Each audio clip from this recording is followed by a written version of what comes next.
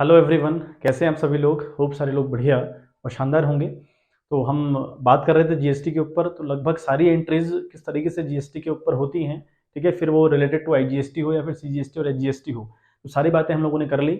अब हम सीखेंगे कि जीएसटी को सेट ऑफ कैसे किया जाता है। सेट ऑफ का मतलब हुआ कि जीएसटी जितने भी आप कलेक्शन कर रहे हैं जीएसटी का, या जीएसटी आप पे कर रहे हैं, है ना, आउटपुट के फॉर्म में आप जीएसटी कलेक्ट कर रहे होते हैं और इनपुट के फॉर्म में आप जीएसटी पे कर रहे होते हैं। तो अल्टीमेट लेवल पर जीएसटी आपकी नहीं है, जीएसटी कहीं ना कहीं आपको गवर्नमेंट के अकाउंट में सेंड करनी पड़ती है, सबमिट करनी पड़ती है। तो वो कितना अमाउंट हम लोग सबमिट करेंगे, किस तरीके से उसका तामझाम किया जाता है, वो आज हम सीखने वाले। तो अल्टीमेट लेवल पर हमारा जो टॉपिक होगा that will be upon how to set off the GST. GST को सेट ऑफ कैसे किया जाता है, जीएसटी को हम एडजस्ट कैसे करते हैं, यानी कितना पेमेंट हमको गवर्नमेंट को करना होता है, वो आज हम लोग सीखने वाले हैं। चलिए एक क्वेश्चन मैं आपको फ्लैश करवाता हूँ।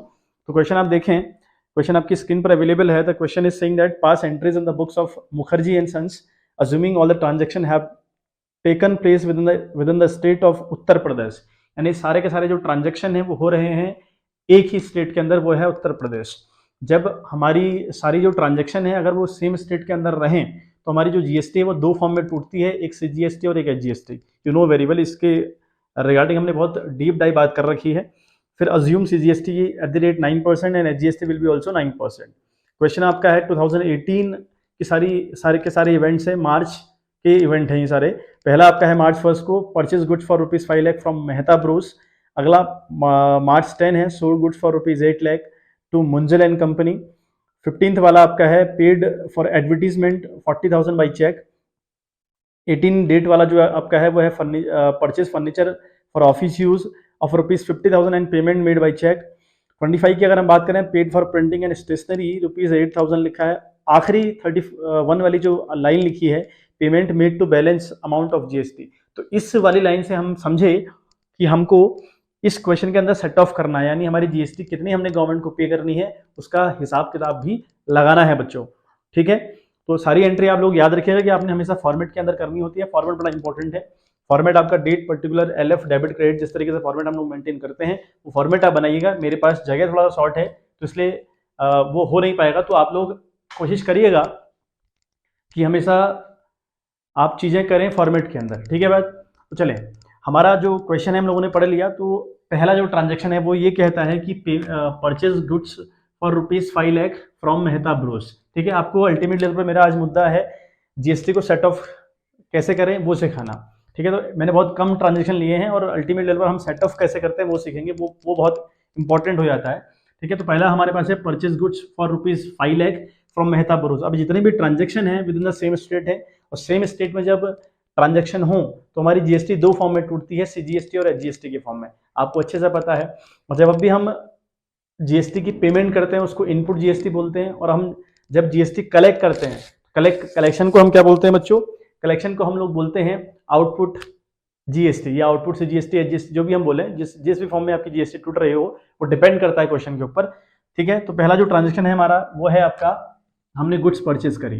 अब परचेज करने का मतलब हुआ जब हम परचेज करते हैं तो परचेज अकाउंट डेबिट जाता है, ठीक है बात। तो पहली बात तो हम करेंगे परचेज अकाउंट डेबिट, ठीक है। पहला हमारा जो होगा वो होगा purchase account will goes to debit side. Purchase हमने डेबिट किया विद ₹5 लाख, ठीक है। 5 लाख का हमारा परचेज डेबिट चला गया। अच्छा, अब हम जब परचेज करेंगे ना बच्चों, तो ये तो कंफर्म है ना कि जब आप परचेस करोगे सामने वाले को आप पेमेंट करोगे, अगर आप पेमेंट करोगे तो आप जीएसटी भी पे करोगे साथ साथ। जो आपका गुड्स का प्राइस है वो तो है ही है, लेकिन आपको जीएसटी भी पे करनी पड़ेगी। जीएसटी पे करने को इनपुट बोलते हैं। इनपुट का मतलब खर्चा, खर्चे always goes to debit side. तो यानी हम करेंगे इनपुट, ठीक है, हम लिखेंगे input CGST, input CGST and input SGST, ठीक है। इनपुट सीजीएसटी अकाउंट डेबिट हुआ और इनपुट एसजीएसटी अकाउंट भी आपका डेबिट हुआ, ये दोनों डेबिट जाएंगे। अब कितना भाई, जो जीएसटी का रेट है वो 9% सीजीएसटी के फॉर्म में है और 9% एचजीएसटी के फॉर्म में है। अगर हम 5 लाख का 9% निकालते हैं तो 5 9 45, यानी 45,000 रुपये होता है। तो 45,000 सीजीएसटी पड़ेगी और 45,000 एसजीएसटी पड़ेगी। खरीदा किससे हम लोगों ने, हमने खरीदा है मेहता एंड ब्रूस, यानी मेहता ब्रूस हमने सामान खरीदा हुआ है। तो मेहता ब्रूस देने वाला हो गया, और देने वाला हमेशा क्रेडिट जाया करता है, तो लिखेंगे टू मेहता ब्रूस, ठीक है। तो हम लिखेंगे टू मेहता ब्रूस, ठीक है बात। ये आपका होगा एंट्री, इस तरीके से आपने करनी है। इन सबको जोड़े 5,45,000 अगर ऐड करेंगे आप बनेगा 5,90,000 या 5,90,000। तो लिखेंगे being goods purchase from Mehta and Bros and GST paid. आपने जीएसटी यहाँ पर पे कर दी है या आप पे करने वाले हैं वट लेकिन आपने कहीं ना कहीं जीएसटी का मूल्य भी साथ साथ चुकाया होता है। चलिए, तो पहला हमारा ट्रांजेक्शन हुआ और आप याद रखिएगा कि आपने ये एंट्री करनी है फॉर्मेट के अंदर, फॉर्मेट को मत भूलिएगा। चलिए अगला हम देखें, लिखा है सोल्ड गुड्स फॉर ₹8 लाख। हमने 8 लाख का सामान बेचा है, ठीक है। मैं यहाँ लिखना भूल गया कि मुंजल एंड कंपनी है ये, ठीक है। Sold goods for ₹8 lakh to Munjal and company, यानी मुंजल एंड कंपनी को 8 लाख का सामान बेचा गया। अब जो मुंजल एंड कंपनी है, जब मैं उसे सामान बेचूंगा तो मुंजल एंड कंपनी रिसीवर बन गई, और हमने सीखा था कि receiver always goes to debit, यानी जो रिसीवर होगा वो डेबिट जाएगा। तो यहाँ पर हम सेकंड एंट्री अगर करें तो लिखेंगे मुंजल एंड कंपनी, ठीक है। हम लिखेंगे मुंजल, ठीक है, एंड कंपनी अकाउंट हम लोग डेबिट करने वाले हैं, ठीक है। मुंजल एंड कंपनी अकाउंट हम लोग डेबिट करेंगे। नाउ अब यहाँ पर हम बात करें सेल्स की, तो सेल्स हमेशा क्रेडिट साइड जाया करते हैं क्योंकि सेल्स के थ्रू हमको इनकम होती है, और सेल्स अपने आप में नॉमिनल अकाउंट है। नॉमिनल का नियम कहता है कि जिस भी नाम से आपको इनकम हो उसको क्रेडिट करिए, तो सेल्स आपका क्रेडिट जाएगा, ठीक है। टू सेल्स अकाउंट आप लोग करेंगे, ये आपका क्रेडिट जाएगा। तो सेल्स के आगे आप लिखेंगे बच्चों 8 लाख रुपए, क्योंकि आपकी जो सेल है ना अल्टीमेट लेवल पर वो 8 लाख की सेल हो रही है, तो ये लिखा आपने, ठीक है। फिर जब आप सेल कर रहे होंगे तो आपका ये कंफर्म मुद्दा हुआ, आप सामने वाले को सेल करेंगे, सामने वाला आपको कैश पे करेगा। अगर सामने वाला आपको कैश पे करेगा या सामने वाला आपको पेमेंट करेगा, तो उसका ये मतलब हुआ ना कि वो जीएसटी भी पे करेगा। मतलब यहाँ पर हम जीएसटी कलेक्शन करने वाले बन गए, जीएसटी को हम कलेक्ट करने वाले बन गए। तो जीएसटी कलेक्ट करने को आउटपुट बोला जाता है, और आउटपुट के फॉर्म में कहीं ना कहीं कंपनी को इनकम हो रही होती है, और income always goes to credit side. क्या करेंगे आप लोग, टू आउटपुट, ठीक है, to output CGST, and to output SGST, ठीक है। ये अकाउंट दोनों क्रेडिट गए आपके, ठीक है बात। अब 8 लाख का अगर हम 9% निकालते हैं तो 8 9 72 होता है, तो मतलब 72,000। तो 72,000 रुपये से जीएसटी पड़ा और 72,000 एचजीएसटी पड़ा। तो अपन टोटलिंग करें 8 लाख 72,000 1 44, यानी 9,44,000 आपका बैलेंस होता है अल्टीमेट लेवल पर। तो 9,44,000 से मुंजल एंड कंपनी डेबिट जाएगी, क्योंकि मुंजल एंड कंपनी को 8 लाख अमाउंट पे करना पड़ेगा फॉर द गुड्स जो हमने बेची है उनको, और 72,000 की सीजीएसटी और एचजीएसटी भी उनको पे करनी पड़ेगी। तो अल्टीमेट लेवल पर उनको पे करना पड़ेगा 9,44,000। तो आप नरेशन लिखेंगे being goods sold to Munjal and company and GST collect, यहाँ पर जीएसटी आपने कलेक्ट करी हुई है। चलिए हम समझते हैं थर्ड वाला पॉइंट, जो हमारा अगला पॉइंट है। अगला पॉइंट कहता है कि पेड फॉर एडवर्टीजमेंट, और एडवर्टीजमेंट करना मतलब कंपनी का प्रचार करना, और प्रचार प्रसार अगर आप करें तो आपको जीएसटी भी पे करनी पड़ती है। कुछ जगह जीएसटी एग्जेम्प्ट है, मैंने एक शॉर्ट भी इसके रिगार्डिंग डाला था, तो हो सके वो शॉर्ट देख लीजिएगा, कहाँ कहाँ जीएसटी एग्जेम्प्ट है, कहाँ कहाँ जीएसटी नहीं लगता, वो मैंने अच्छे से समझाया हुआ है, ठीक है। और एक जब हमने इंट्रोडक्शन किया था तो मैंने वहाँ ये बताया था कि जीएसटी कहाँ कहाँ सेट ऑफ नहीं होती, जीएसटी किन किन मामलों में सेट ऑफ नहीं हो सकती, तो वो चार्ट भी बहुत इंपॉर्टेंट है, उसे भी याद रखिएगा। चलिए, तो पेड फॉर एडवर्टीजमेंट फॉर ₹40,000, आपने 40,000 का एडवर्टीजमेंट किया बाई चेक, यानी चेक के थ्रू आपने पेमेंट करी होगी एडवर्टीजमेंट की। और एडवर्टीजमेंट अपने आप में नॉमिनल अकाउंट है भाई, है ना। कंपनी का प्रचार करना क्या है, नॉमिनल अकाउंट तो है, एक प्रोसेस का नाम ही तो है। जब अपनी कंपनी का आप प्रमोशन करते हैं तो उसको एडवर्टीजमेंट करना कह दिया, उसको एडवर्टाइजमेंट करना कह दिया, मतलब कि नॉमिनल अकाउंट हुआ। नॉमिनल का नियम है जिस भी नाम से खर्चे हों वो नाम डेबिट जाएगा, तो यहाँ एडवर्टीज के नाम से आपका खर्चा हो रहा है तो एडवर्टीजमेंट अकाउंट आपका डेबिट जाएगा, ठीक है। तो लिखेंगे आप एडवर्टीजमेंट अकाउंट डेबिट, ठीक है, लिखेंगे आप एडवर्टाइजमेंट अकाउंट आपका डेबिट चला जाएगा, ठीक है बात। चलिए, कितने से डेबिट जाएगा भैया, आपका 40,000 से डेबिट जाएगा, क्योंकि आपने एडवर्टीजमेंट तो आपका 40 का ही था ना, उसका प्राइस नहीं बढ़ेगा, एडवर्टीजमेंट डेबिट हुआ। अच्छा, जब आपने एडवर्टीजमेंट करवाया तो एडवर्टीजमेंट करते हुए आपने पेमेंट करी होगी, अगर आपने पेमेंट करी होगी तो जीएसटी भी पे करा होगा जीएसटी पे। अब जीएसटी पे करने को इनपुट बोलते हैं, और इनपुट का मतलब खर्चे always goes to debit side, ऐसे इसको याद रखना है। तो फिर लिखेंगे आप इनपुट, ठीक है, लिखेंगे आप इनपुट सीजीएसटी अकाउंट आपका डेबिट हुआ। लाइकवाइज इनपुट एसजीएसटी आपका डेबिट हुआ, एसजीएसटी अकाउंट भी आपका डेबिट चला गया, ठीक है। अब 40,000 का 9%, ठीक है, तो 9 चौको 36, यानी 3600 का मामला रहेगा। 3600 का सीजीएसटी आपने पे किया और 3600 का आपने एचजीएसटी पे किया। कैसे करी है पेमेंट के लिए लिखा है कि भाई चेक पेमेंट हुई है, और चेक का मतलब बैंक, जहां चेक लिखा हो मतलब कि बैंक की बात हो रही है, और यहाँ बैंक से पेमेंट गई होगी। तो बैंक का नियम क्या है, अगर बैंक रिसीव करेगा तो डेबिट जाएगा, अगर बैंक पेमेंट करेगा तो फिर क्रेडिट जाएगा। तो लिखेंगे टू बैंक, ठीक है, तो लिखेंगे हम बैंक टू बैंक अकाउंट, ये हमारा क्रेडिट गया। जोड़ लें आप इसको, तो ये हो जाएगा 6 6 12, कैरी 1 3 3 6 7, और ये 4 एज इट इज, तो 47,200 रुपये की पेमेंट हुई। तो अब यहाँ नरेशन लिखेंगे being advertisement expenses and GST paid, ठीक है, लिखेंगे being advertisement expenses and GST paid. चलिए अगला हम समझते हैं जो मार्च 18 का मामला है, ठीक है। तो क्या मैं यहाँ पर डेट वगैरह नहीं लिख रहा, मैं 1 2 3 4 लिख दे रहा हूँ, आप लोग डेट के साथ फॉर्मेट में करिएगा प्लीज। नाउ यहाँ पर हम बात करें तो लिखा है कि परचेज फर्नीचर, हमने फर्नीचर खरीदा, ठीक है, फॉर ऑफिस यूज, किसके लिए, ऑफिस यूज के लिए। अब कई बार ये लाइन बहुत इंपॉर्टेंट हो जाती है, हमें देखना है कि फॉर ऑफिस यूज लिखा है कि फॉर पर्सनल यूज लिखा है। अगर पर्सनल यूज लिखा है फिर तो वो ड्रॉइंग है, बट अगर पर्सनल यूज नहीं लिखकर फॉर द ऑफिस यूज लिखा है तो फिर मतलब कि वो खरीदा हुआ है, वो कहीं ना कहीं अमाउंट खर्चा किया गया कंपनी के लिए या कंपनी के पर्पज के लिए वो खर्चा किया गया है। और 50,000 का वो फर्नीचर है and payment made by cheque, और पेमेंट हुई है चेक से। अब यहाँ पे परचेज तो करे आपने, परचेज तो आपने किया, लेकिन क्या परचेज किया, फर्नीचर। तो जब परचेज के साथ किसी गुड्स का नाम दिया जाए उस टाइम पर परचेज वाला जो वर्ड है वो इग्नोर होगा, यानी परचेज अकाउंट डेबिट कभी नहीं जाएगा, क्योंकि यहाँ परचेज के साथ क्या लिखा है बच्चों, फर्नीचर लिखा है। और जब परचेज के साथ किसी गुड्स का नाम दिया हो तो वो जो पर्टिकुलर नाम है वो डेबिट जाएगा, ठीक है। यहाँ पर क्या हुआ, फर्नीचर हमारे पास आया है, what comes in the reality will goes to debit side, सीखा है हमने अच्छे से। हम लिखेंगे फर्नीचर अकाउंट डेबिट। अब यहाँ पे हम करेंगे फर्नीचर, ठीक है, हम लिखेंगे फर्नीचर अकाउंट डेबिट, तो फर्नीचर अकाउंट हमारा डेबिट चला गया, ठीक है। भाई फर्नीचर कितने का है, फर्नीचर है आपका 50,000 रुपए का, तो फर्नीचर का प्राइस नहीं बदलेगा, बल्कि आपको पेमेंट ज्यादा करनी पड़ेगी, वो एक अलग मुद्दा हुआ, लेकिन जीएसटी लगने से किसी सामान की कॉस्ट नहीं बढ़ती, आपको पेमेंट ज्यादा करनी पड़ती है। 50,000 रुपये आपने ये लिखा। अब अगर आपने खरीदा तो पेमेंट आपने किया होगा, अगर आप पेमेंट आप कर रहे हैं तो फिर आपको जीएसटी पे करनी पड़ेगी। पे करने को क्या बोलते हैं बच्चों, इनपुट।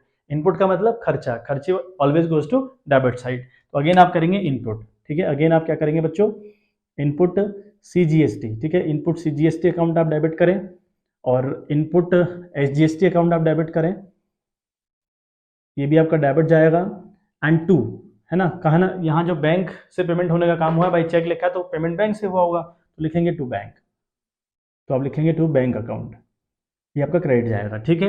अच्छा, से जीएसटी और एसजीएसटी की बात करें तो पन्नम 45 यानी 4,500 और 4,500, ठीक है। अल्टीमेट लेवल पर जो अमाउंट हुआ वो हुआ आपका 59,000 रुपये, तो 59,000 रुपये आपको पे करना पड़ा होगा, ठीक है, for the purchase of furniture. तो नरेशन आप लिखेंगे बीइंग परचेज फर्नीचर, ठीक है, and GST paid, GST sorry furniture purchase किया और जीएसटी भी साथ साथ पे कर दिए। तो बस नरेशन का कोई बहुत बड़ा रूल नहीं है, नरेशन में आप वो लिखें जो आप इवेंट कर रहे हैं, जो कर रहे हैं, है ना, वही आप लिख दे, कोई बहुत रिलेवेंट चीज नहीं लिखनी होती, बिल्कुल मैं जो बता रहा हूँ वही सही हो, जो बुक्स में लिखा हो वो सही हो, कोई और बता रहा है वो सही हो, ऐसा बिल्कुल नहीं है।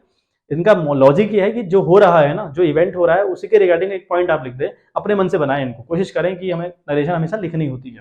चलिए बात करें अगले वाले पॉइंट की, तो हमारा जो अगला पॉइंट है वो है paid for printing and stationery for ₹8,000, यानी हमने 8,000 रुपए की प्रिंटिंग एंड स्टेशनरी के लिए खर्च किया या प्रिंटिंग एंड स्टेशनरी खरीदी, कितने भैया, 8,000 में, ठीक है। बात एक बार इसका स्क्रीनशॉट ले लें, फिर मैं कुछ जो ट्रांजेक्शन है वो रफ करूंगा, ठीक है, ताकि फिर मैं सारी एंट्रीज कर पाऊँ, क्योंकि फिर जगह नहीं है, तो जगह के चक्कर में मुझे वो जो first second third and fourth वाला है ट्रांजेक्शन वो रफ करना पड़ेगा। तो एक बार आप स्क्रीनशॉट अगर लेना चाहें तो ले लें। चलिए तो हम अगला काम करेंगे, फिफ्थ वाली जो हमारी एंट्री होगी अब वो होगी, और लिखा है कि paid for printing and stationery, तो printing and stationery account debit जाएगा आपका, ठीक है। आप करेंगे printing and stationery account debit, ठीक है, प्रिंटिंग एंड स्टेशनरी, ठीक, एंड स्टेशनरी में खाली एसटी लिख दे रहा हूँ, पूरा लिखेगा आप लोग, स्टेशनरी अकाउंट आपका डेबिट जाएगा, ठीक है। कितने की स्टेशनरी थी भैया, 8,000 रुपये की स्टेशनरी थी, तो 8,000 से इसको आप डेबिट करेंगे। चलिए, और यहाँ पर फिर जीएसटी आप पे करने वाले बन गए, और पे करने का मतलब हुआ इनपुट, इनपुट सीजीएसटी और इनपुट एसजीएसटी, ठीक है, ये आपके दोनों डेबिट जाएंगे। अगर डेबिट जाएंगे तो 8 9 72 यानी 720 रुपये, 720 720। और कैसे पेड फॉर स्टेशनरी लिखा है, यानी कैसे पेमेंट हुई नहीं दिया तो हम कैश मानेंगे, तो टू कैश करेंगे, है ना, कैश आपका रियल अकाउंट है, जब भी कंपनी से कैश जाता है तो कंपनी उसको क्रेडिट करती है। तो ये आपका कितना अमाउंट आएगा, 4 7 7 4 4 1 यानी 9,440 रुपये। तो लिखेंगे being amount paid for printing and stationery and GST paid, ठीक है बात। चलिए, तो ये हमारी सारी एंट्री हो गई। अब हमारे पास आखिरी जो पॉइंट है, payment made for balance amount of GST. इसका ये मतलब हुआ कि अगर जीएसटी का बैलेंस बचता है, अगर आपने जीएसटी ज़्यादा कलेक्ट कर रखी है तो आप उसे गवर्नमेंट को पे करेंगे, इसी को सेट ऑफ करना कहते हैं। सेट ऑफ का मतलब क्या हुआ, मान लिया आपने जीएसटी कलेक्ट करी 1,000 रुपये, मान लिया आपने सामान बेचा तो उसके थ्रू जो जीएसटी आपने कलेक्ट करी वो 1000 रुपये कलेक्ट करी, और जब आपने सामान खरीदा तो जीएसटी पे भी करी होगी। मान लिया आपने 600 की जीएसटी पे भी कर रखी है, ठीक है, जीएसटी आपने माना पे भी कर रखी है at the time of purchase. तो गवर्नमेंट आपसे क्या कहती है, गवर्नमेंट कहती है भैया आप अपना हिसाब बना लो, आप हिसाब बनाओ कि आपने कितना जीएसटी कलेक्ट कर रखा है और कितना जीएसटी पे कर रखा है। अगर कुछ बचता है तो हमें पे कर दो, ठीक है। ये साफ सी नीति है गवर्नमेंट की, और इसी को सेट ऑफ करना कहते हैं। सेट ऑफ कुछ नहीं है, अदरवाइज लैंग्वेज का फर्क हो गया। अदरवाइज मतलब ये है कि आपने जीएसटी कितना कलेक्ट कर रखा है ये हिसाब बनाओ, जीएसटी कितना पे कर रखा है ये हिसाब बनाओ। अगर बैलेंस बचता है, अगर आपने कलेक्शन ज्यादा कर रखा है, तो जितना भी बैलेंस होगा वो आपका तो है नहीं, वो जीएसटी है गवर्नमेंट की, तो उसको गवर्नमेंट के अकाउंट में सबमिट करो।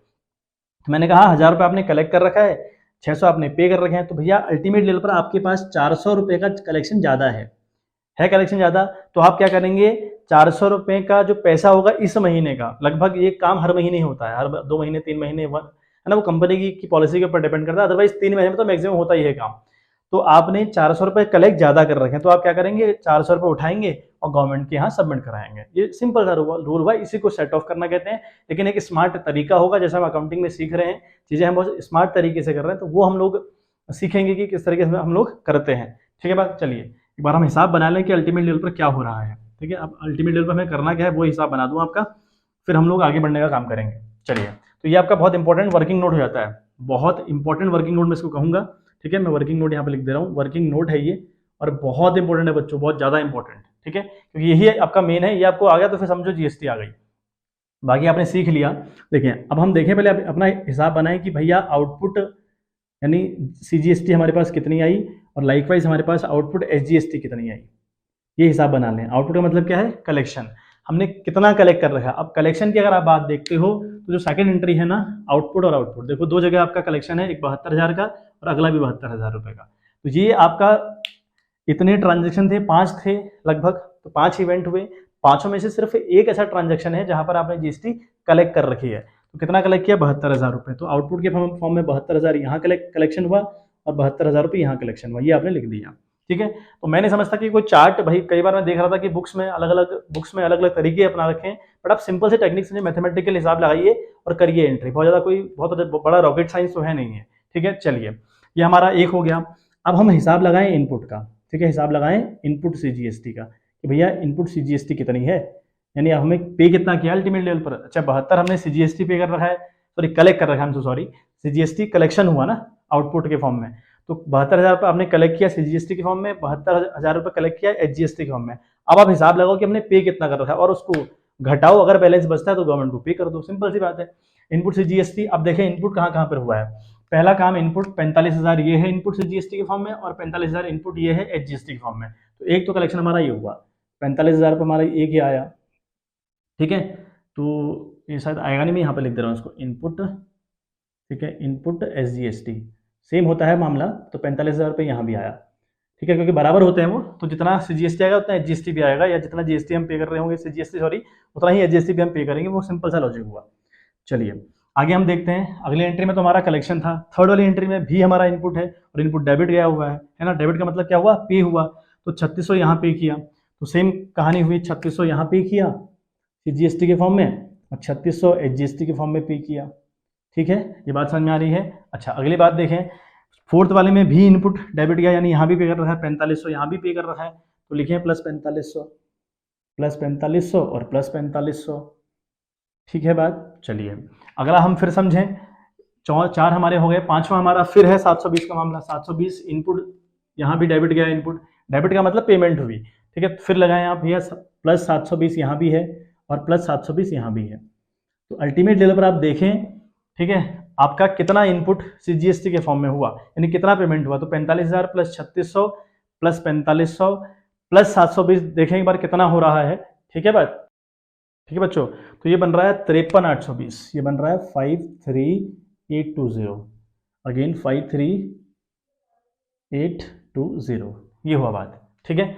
अब आप देखो, आपने सिंपल सा हिसाब लगाया, कोई बहुत बड़ा रॉकेट साइंस करी मैंने, सिंपल सी मैंने बात करी, मैंने हिसाब लगाया कि कितना मैंने कलेक्शन किया, कितना पेमेंट किया। अब देखें जरा कलेक्शन देखें आप, अपना कलेक्शन आपका 72,000 रुपये का है 72 का कलेक्शन कर रखा है आपने, और आपने 53,820 पेमेंट कर रखी है, ठीक है, जीएसटी के फॉर्म में। अब गवर्नमेंट आपसे क्या कहती है कि जितना आपने कलेक्ट कर रखा है वो उसका हिसाब बनाओ, कितना आपने पेमेंट कर रखा है वो हिसाब बनाओ। हमें बना दिया हमने, मेन तो अब हमने काम कर लिया।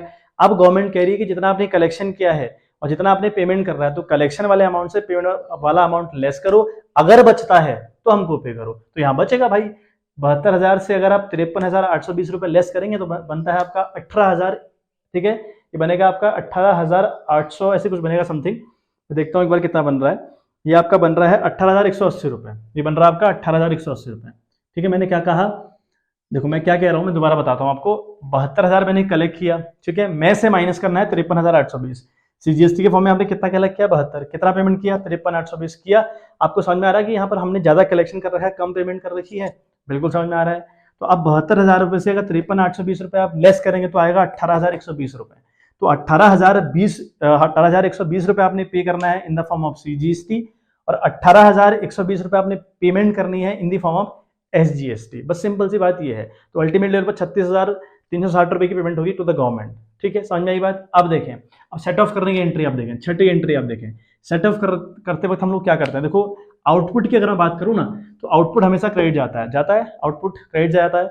अब मैथमेटिकल में तो ये ऐसे हो गया, ये तो मैथमेटिकल रूल हुआ कि भैया मैंने माइनस प्लस कर दिया। लेकिन अकाउंटिंग की अगर बात करूं, अकाउंटेंसी की मैं अगर बात करूं, वहां पर अगर आपको प्लस माइनस चीजें करनी हो ना, तो जो पहले डेबिट है उसको क्रेडिट करिए, और जो पहले क्रेडिट है उसको डेबिट करिए, तब जाकर चीजें प्लस माइनस हो पाती हैं। ठीक है, मतलब प्लस तो नहीं, माइनस हो पाती हैं। अगर आप कोई चीज पहले डेबिट है उसे आप क्रेडिट करेंगे तो मतलब आप माइनस कर रहे हैं। ठीक है, अगर कोई चीज पहले क्रेडिट है, अगर आप उसको प्लस डेबिट कर रहे हैं तो आप यहाँ पर माइनस कर रहे हैं। तो अपोजिट अगर आप काम करेंगे तब जाके चीजें माइनस होती हैं।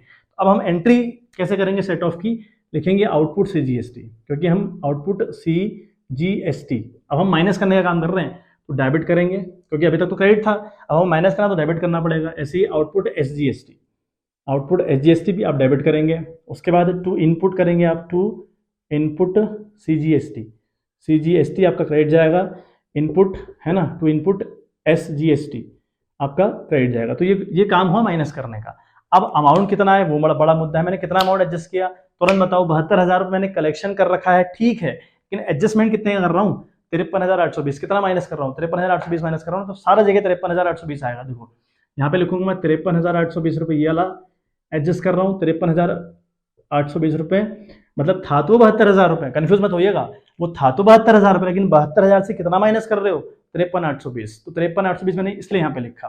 ठीक है, तो फिर आपका ये भी 53,820 है ना, 53,820। या इसको ऐसे समझ लेना बच्चों, इसको ऐसे याद रख लें कि हम कितना अमाउंट एडजस्ट कर रहे हैं, हम 53,820 रुपए एडजस्ट कर रहे हैं। तो जितना अमाउंट आप एडजस्ट कर रहे होते हैं वही अमाउंट यहाँ पर आते हैं। 53,820 जीएसटी एडजस्ट किया, 53,820 जीएसटी एडजस्ट किया, 53,820 इनपुट थी वो आपकी, तो ये तो एडजस्ट हो रही है। ठीक, एक एंट्री आपकी ये हो गई। अब रही आपकी सातवीं एंट्री। अब सातवीं एंट्री क्या होगी, मैंने 72,000 में से, देखो ये 72,000 का जो बैलेंस है ना अभी तक, वो क्रेडिट बैलेंस है। ये जो 72,000 का बैलेंस है ना बच्चों, ये क्रेडिट बैलेंस है। ठीक है, तो मैंने अगर इसको डेबिट किया, 72,000 वाले अमाउंट जो क्रेडिट में था, अगर मैंने उसको डेबिट किया तो 53,820 चले गए। अगर इससे इसको माइनस करोगे ना मैथमेटिकली तो आएगा 18,120 रुपए। तो 18,120 रुपए सीजीएसटी के फॉर्म में और 18,120 एचजीएसटी के फॉर्म में गवर्नमेंट को पे होने हैं। तो फिर ये डेबिट जाएंगे। अगेन फिर मैं करूंगा आउटपुट सीजीएसटी। ठीक है, आउटपुट सीजीएसटी, आउटपुट एसजीएसटी। ठीक है, मैं इसको रफ कर रहा हूँ। अब आपने उतार लिया है, मैं रफ कर दे रहा हूँ। ठीक है, एक बार स्क्रीनशॉट ले लें, तो मुझे रफ करना पड़ेगा, जगह कम पड़ रही है। चलिए, तो मैं इसको इतना तो रफ कर देता हूँ एटलीस्ट। ठीक है, चलिए, तो अब ये आपका डेबिट गए दोनों। ठीक है, कितने से, 18,120 रुपए से। अब 18,120 रुपये क्यों लिखा भाई, 53,820 रुपये तो यहाँ लिख लिया था 72,000 में से। अब लेकिन 72,000 में से उतना लिखने के बाद फिर भी बच रहा है ना 18,120 रुपये, तो 18,120 लिखा। ये जो सीजीएसटी और आउटपुट एसजीएसटी है, ये ज्यादा मेरे पास हो रही थी, अब मैं गवर्नमेंट को पे कर दूंगा, टू बैंक लिख दूंगा। तो लिखूंगा टू बैंक अकाउंट, आपका क्रेडिट गया 36,000, कितना हो गया, 2 4 40 और 340 रुपये है ना, वही हो रहा ना, तो 240 रुपये, 2 2 4 18,120 0 4 आपका 2 6 और 3 36,240 रुपये आपकी पेमेंट हो रही है। ठीक है, बात समझ में आई बात आपको?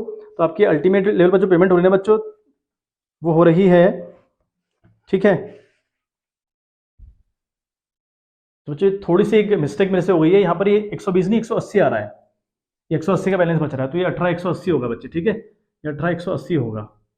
तो ये हो गया अब 8 8 16 कैरी 1 और ये हो गया 3, यानी 36,360 की पेमेंट गवर्नमेंट को हो रही है। ठीक है, थोड़ा सा गलती हो पड़ी, वो जो 72,000 रुपये था उसमें से 53,820 रुपये लेस करके 18,180 रुपये बच रहा है। तो 18,180 रुपये बच रहा है CGST का और 18,180 बच रहा है SGST का। दोनों को आप डेबिट करिएगा और उतना पेमेंट जो आपने गवर्नमेंट को करना है वो बैंक के थ्रू होगा। आप गवर्नमेंट के वहाँ जाएंगे नहीं, आपके पास गवर्नमेंट के खाते के जो नंबर है वो रहते हैं आपके पास, तो आप गवर्नमेंट के अकाउंट में सबमिट कराएंगे, रसीद अपने पास रख लेंगे। जब अगर वो क्रॉस चेकिंग के लिए आएंगे तो आपके पास वो रसीद रहती है, फिर कोई इशू होता नहीं है। ठीक है, चलिए एक बार स्क्रीनशॉट ले लें, फिर आज की जो क्लास है उसको हम समाप्त करने का काम करेंगे। हमारा जो सेट ऑफ का पहला मुद्दा था, बहुत ईजी क्वेश्चन था ये, हालांकि बहुत ईजी क्वेश्चन मैंने उठाया हुआ था, तो इसको आज हमने कर लिया। फिर अब थोड़ा सा लेवल टफ करते हुए जाएंगे हम लोग, 4 5 6 वीडियो लगेंगी, क्योंकि सेट ऑफ की कहानी बड़ी मेन है। और अगर हमें ये आ गया फिर जीएसटी का जो चैप्टर है हमें बहुत अच्छे से आ जाएगा और एग्जाम में ये कंफर्म तौर पर आता है, तो आपको अच्छे से तैयार करना है। तो चलिए आज के लिए इतना ही, मिलते हैं आपसे इन द नेक्स्ट वीडियो, तब तक के लिए bye bye, have a good day.